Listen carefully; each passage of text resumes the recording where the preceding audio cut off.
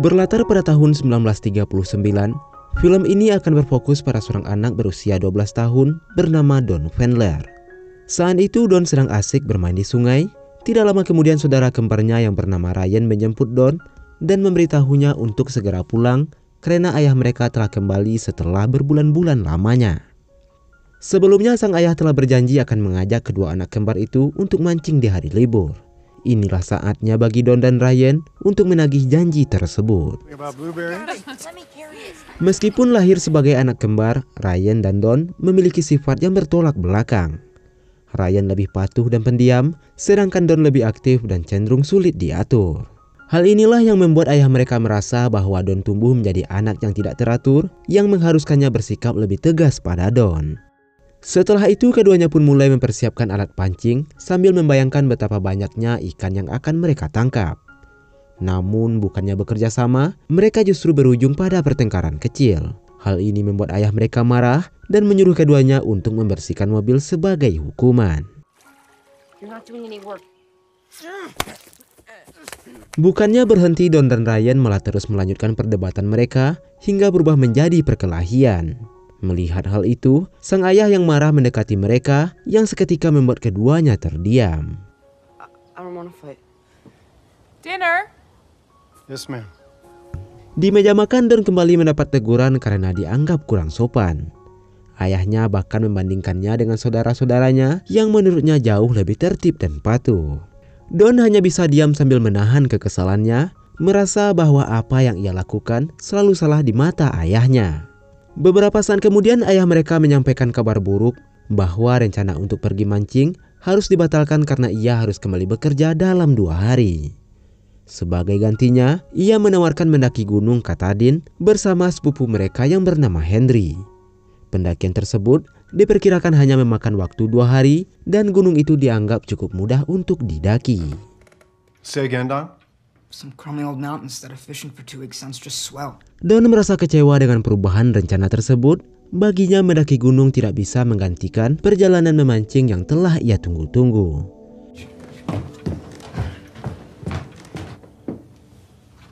Ibunya yang melihat kekecewaan pada Don segera mendekati putranya dan berusaha menenangkannya. Ia mencoba memberikan pemahaman bahwa ayah mereka tidaklah seburuk yang Don kira. Ia menjelaskan saat dulu Don dan Ryan lahir, ayahnya merasa sangat senang bahkan sampai menangis. Ia merasa menjadi orang paling beruntung di dunia melihat kelahiran putranya tersebut. Mendengar penjelasan itu, Don perlahan mulai memahami bahwa di balik sikap dingin ayahnya mungkin ada beban dan tanggung jawab yang tak ia mengerti sepenuhnya. Rasa kecewa yang sebelumnya begitu kuat akhirnya sedikit mereda. Meskipun masih menyimpan perasaan kesal, ia mulai mencoba membuka hati untuk memaafkan ayahnya. Keesokan harinya Donald dan ketiga anak laki-lakinya akhirnya berangkat menuju gunung yang akan mereka daki. Selama perjalanan, Don tampak tenggelam dengan pikirannya memikirkan beban yang harus ditanggung ayahnya saat ini. Ia mulai menyadari bahwa di balik sikap keras ayahnya ada banyak hal yang mungkin belum ia pahami sepenuhnya. Setelah cukup lama berkendara, akhirnya keduanya sampai di pintu lokasi perkemahan dan bertemu dengan Henry. Saat itu, mereka memutuskan untuk tidak langsung mendaki, melainkan berkemah terlebih dulu selama 1 malam agar bisa beristirahat dan mempersiapkan diri dengan baik sebelum memulai perjalanan ke puncak. Setelah mendirikan tenda dan merapikan perlengkapan, Henry mulai bercerita tentang gunung yang akan mereka daki. Gunung Katahdin memang tampak landai dan tak terlalu sulit untuk didaki jika hanya dilihat dari kejauhan.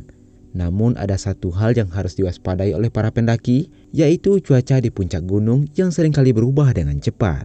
Selain itu, Henry juga membagikan cerita tentang legenda yang dipercayai oleh penduduk lokal. Menurut mereka, Gunung Katahdin dihuni oleh makhluk mitos yang memiliki wujud mengerikan. Makhluk tersebut konon memiliki kepala rusa, bertubuh manusia, serta bersayap elang yang sangat besar dan kuat. Warga sekitar menyebutnya sebagai Pamola. Keesokan harinya cuaca cukup cerah, kelima orang tersebut memulai pendakian mereka. Di perjalanan Henry memberitahu bahwa total waktu yang dibutuhkan untuk mencapai puncak gunung kurang lebih sekitar 5 jam.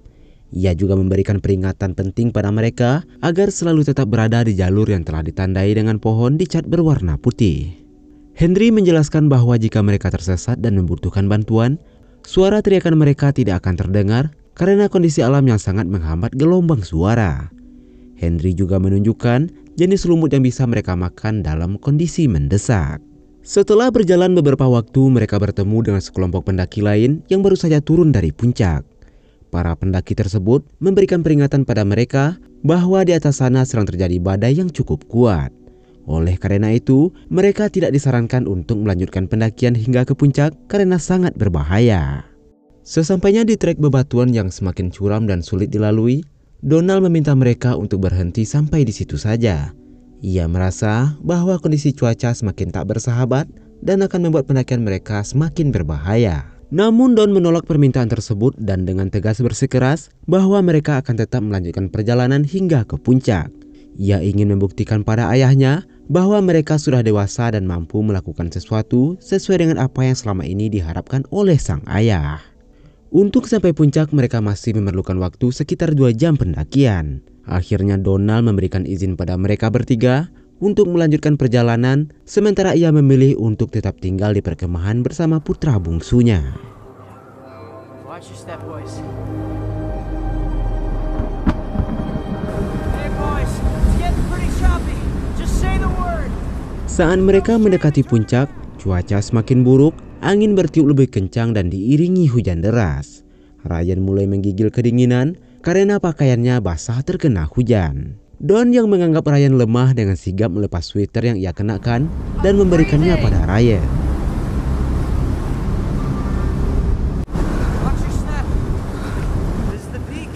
Setelah melewati berbagai rintangan, ketiganya akhirnya berhasil sampai di puncak gunung. Henry mengatakan bahwa seharusnya dari titik tersebut mereka bisa melihat pemandangan ke bawah dengan jelas. Bahkan seharusnya mereka bisa melihat ayah mereka yang sedang menunggu di perkemahan. Karena merasa sudah cukup puas dengan pencapaian mereka, Ryan buru-buru ingin turun kembali. Ia khawatir jika lama-lama di puncak, ayahnya akan semakin cemas menunggu mereka. Namun Don menolak saran tersebut dan justru meminta Ryan untuk tidak terburu-buru.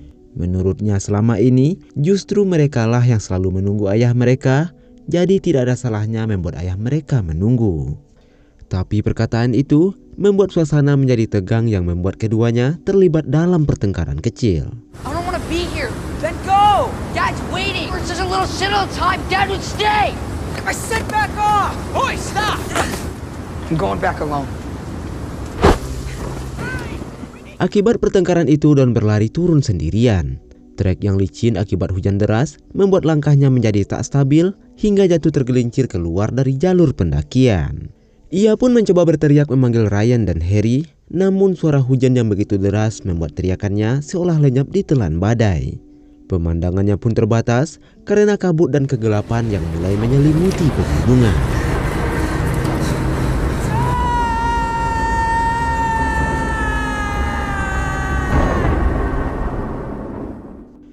Sementara itu Ryan dan Harry akhirnya kembali ke perkemahan dengan nafas tersengal.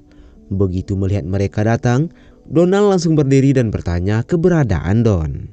Harry mencoba menjelaskan dengan terbata-bata bahwa Don kabur dari mereka. Mereka sudah berusaha mengejarnya, tetapi kehilangan jejak karena jarak pandang yang terbatas. Sementara itu di tempat lain Don benar-benar kehilangan arah. Ia tersandung beberapa kali hingga terjatuh ke dalam kubangan.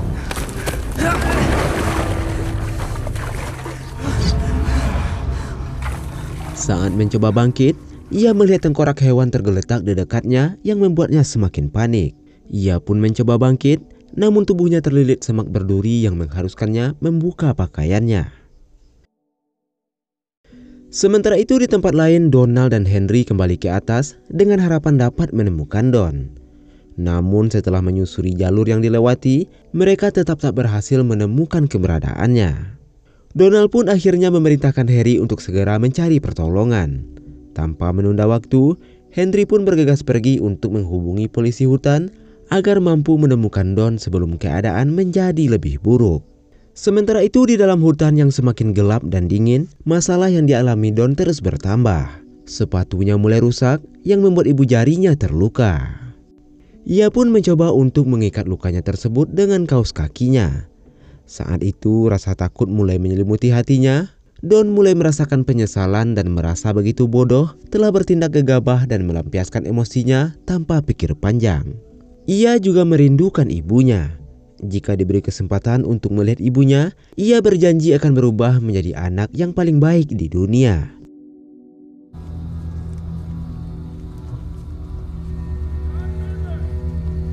Malam harinya polisi hutan datang untuk mencari keberadaan Don, menyisir setiap sudut jalur pendakian dan hutan sekitarnya. Akan tetapi setelah berjam-jam mencari, mereka masih belum bisa menemukan tanda-tanda keberadaannya. Tidak lama kemudian Donald akhirnya memberanikan diri menelpon istrinya untuk memberitahu bahwa putra mereka hilang di gunung. Ruth, What's wrong? I lost our boy, Ruth. What happened? Keesokan harinya Don terbangun dan melihat sehelai bulu burung elang tergeletak di dekatnya.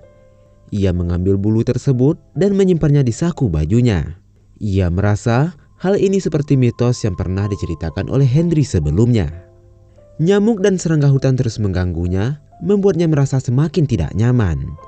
Akhirnya ia kembali berjalan tanpa arah dan tujuan, hingga tanpa sadar masuk ke dalam semak-semak yang semakin rapat. No, look, I don't know. Di tempat lain sang ibu menyusul ke lokasi dan bertemu dengan petugas. Setelah berbicara panjang lebar, mereka mulai meragukan kemungkinan Don selamat, mengingat angin di area itu sangat kencang pada saat ia menghilang. Ayahnya pun menyadari sesuatu, yaitu para polisi hutan tampaknya lebih seperti mencari jasad putranya, bukan mencarinya dalam keadaan hidup. Petugas menjelaskan bahwa hutan tersebut sangat luas, mencapai 100.000 hektar, sehingga pencarian menjadi tugas yang sangat sulit. Saat itu Donald teringat pesan yang pernah ia sampaikan pada 3 anaknya jika tersesat di hutan. Jangan pernah kehilangan akal sehat, ikuti aliran air dan tetaplah melangkah maju. Namun membayangkan Don dalam situasi ini, ia tahu betapa sulitnya menjalankan pesan tersebut. Keesokan harinya atau tepatnya di hari ketiga, Don terus berjalan menjelajahi hutan. Bertahan hidup dengan memakan tumbuhan yang ia anggap aman dan meminum air dari helai daun. Tidak lama kemudian ia menemukan sebuah aliran sungai kecil dan bermain air di sana.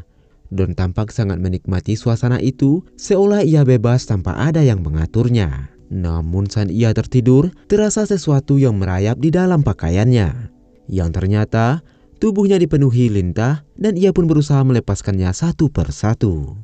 Setelah berhasil membersihkan dirinya, pandangannya tertuju pada seekor burung kecil yang mati karena dimangsa seekor elang.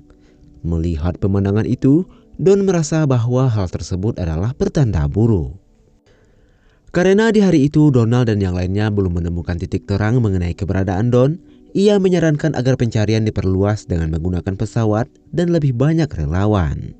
Sementara itu di tempat lain istrinya mencoba menghubungi surat kabar, berharap berita ini menyebar luas hingga banyak relawan yang membantu pencarian.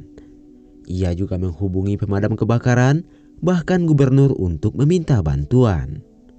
Keesokan harinya atau tepatnya di hari keempat, banyak relawan datang ke hutan untuk membantu pencarian Don.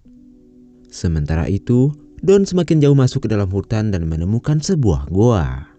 Di dalamnya ia melihat beberapa benda seperti alat makan yang telah usang. Merasa lapar, ia pergi ke sungai untuk menangkap ikan, namun setelah berulang kali mencoba, ia tak berhasil mendapatkan satu ekor pun.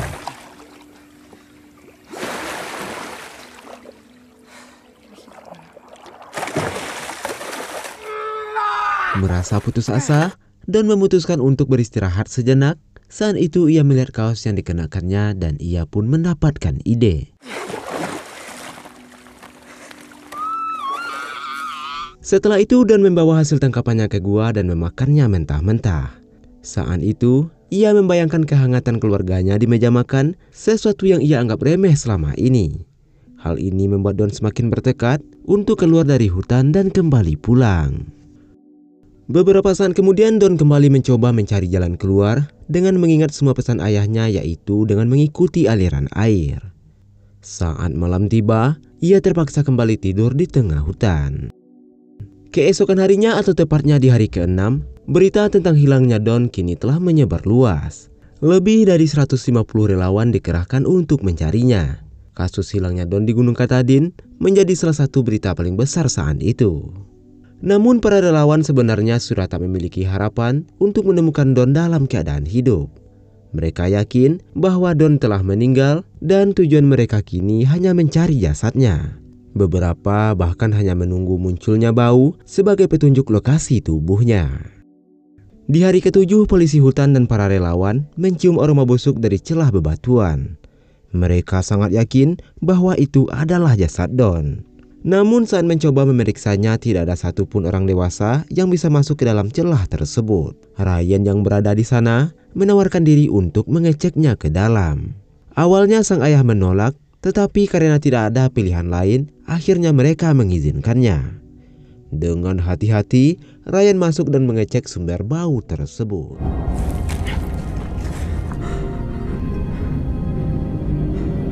It wasn't Ton. It was just a coyote. Betapa leganya mereka ketika mengetahui bahwa aroma busuk itu bukan berasal dari tubuh Don, melainkan bangkai seekor anjing hutan yang mati di dalam sana. Karena mereka tak kunjung menemukan Don, para relawan pun memutuskan untuk mengakhiri pencarian esok hari. Namun Donald merasa bahwa mereka belum mencari di titik yang tepat. Ia terus menandai beberapa lokasi di hutan, berharap ada petunjuk tentang keberadaan putranya.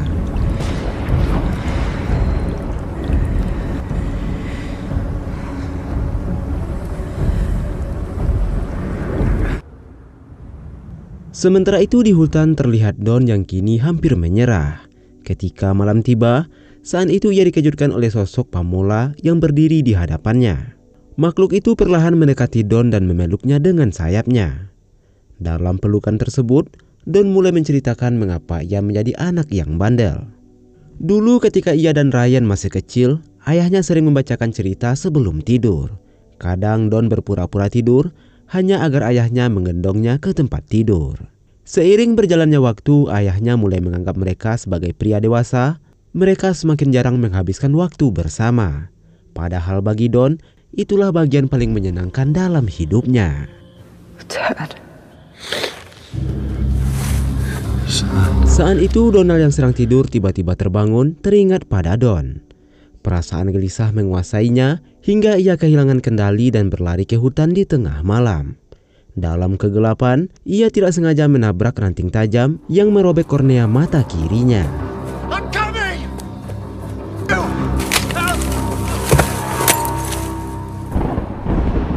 Akibat luka tersebut, dokter mengatakan bahwa mata kirinya tidak akan bisa disembuhkan.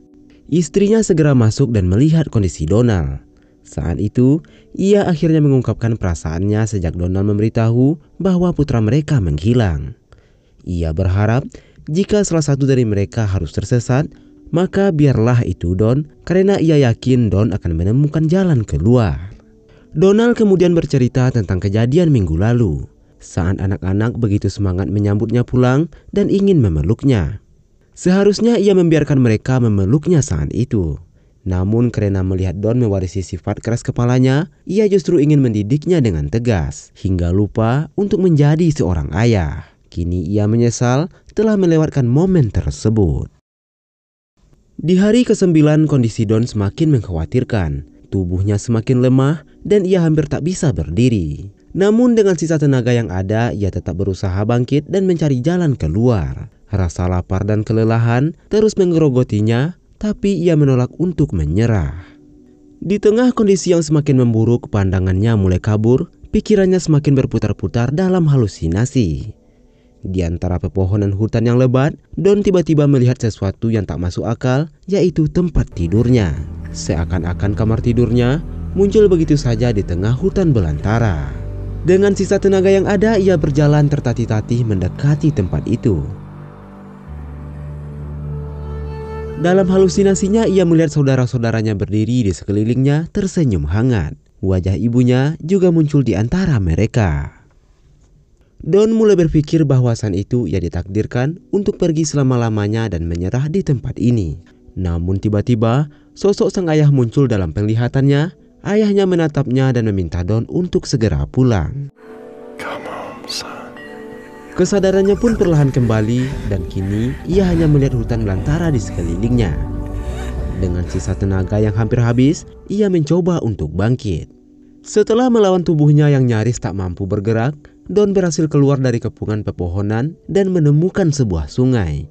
Akhirnya di sana, ia melihat seorang wanita lalu berteriak minta tolong.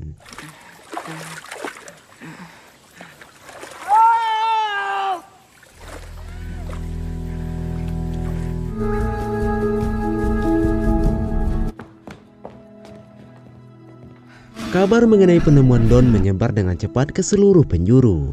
Tim penyelamat segera datang. Don akhirnya dijemput di tepi sungai, lalu dipertemukan dengan ibunya yang terharu begitu melihat putranya masih hidup.